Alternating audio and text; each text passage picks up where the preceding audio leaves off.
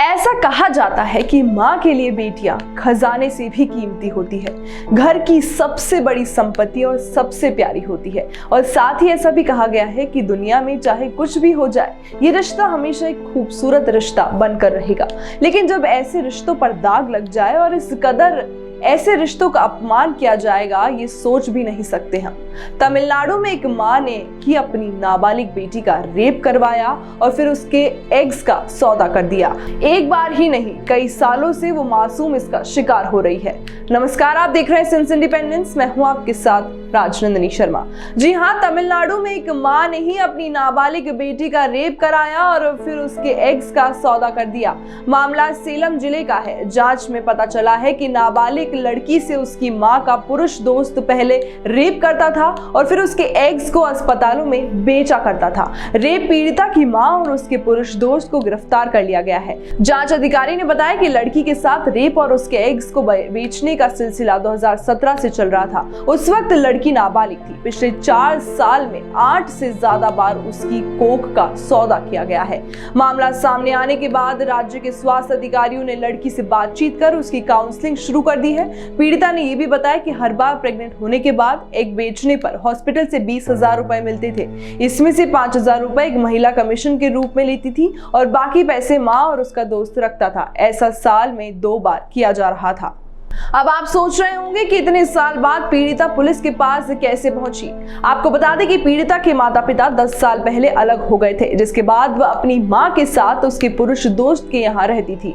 कई साल से हैवानियत झेल रही लड़की मई में अपने घर से भागकर अपने दोस्त के पास चली गई थी। लड़की ने दोस्त को आप बीती सुनाई, जिसके बाद उसके दोस्त और कुछ रिश्तेदारों ने मिलकर पुलिस में शिकायत दर्ज करवाई।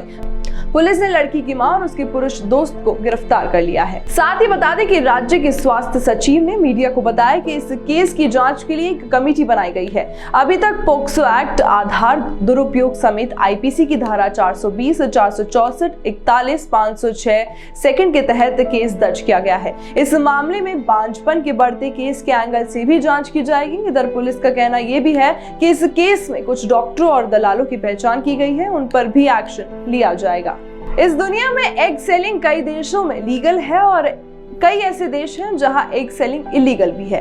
हालांकि भारत में महिला एग डोनेट कर सकती है, लेकिन वो नाबालिग नहीं होनी चाहिए। आपको बता दें कि एग डोनेशन के 20,000 से 75,000 रुपए दिए जाते हैं। साथ ही एग डोनेशन की कुछ जरूरी बातें हैं जिन्हें फर्टिलिटी क्लिनिक में दान करने के लिए पूरी करनी आवश्यक है। दुर्भाग्य से वर्तमान में एग्स के दान को निर्देशित करने के लिए उपयुक्त कानून या कहें कि लेजिस्लेशन नहीं है, लेकिन Indian council of medical research ने यह सुनिश्चित करने के लिए कि हमारे देश में ART को मान्यता प्राप्त हो, इसलिए कुछ गाइडलाइंस जारी की हैं ताकि डोनर को स्वास्थ्य संबंधी कोई भी जोखिम ना उठाना पड़े। जब इस तरह की कोई घटना सामने आती है तब कहीं ना कहीं मन अशांत हो जाता है। ऐसा लगता है मानो इस कलयुग में किसी भी रिश्ते का कोई मान ही ना बचा हो।